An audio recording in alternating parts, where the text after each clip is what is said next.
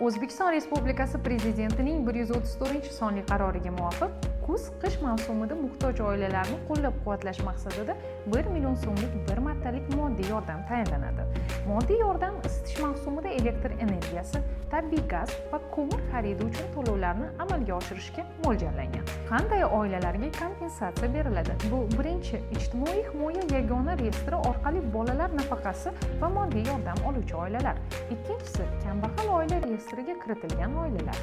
Uchinchisi, reyestrlarga kiritilmagan, mol-mulki bo'yicha kam ta'minlangan oilalar mezonlariga to'g'ri keluvchi, biroq daromad oiladagi jon boshiga minimal iste'mol xarajatlarining 1,5 baravaridan oshmaydigan oilalar. Kompensatsiya elektr energiyasi uchun oyiga bazaviy me'yordan 150 kWh-gacha. Tabiiy gaz iste'moli uchun isitish mavsumida oyiga bazaviy me'yordan 250 kub metrgacha.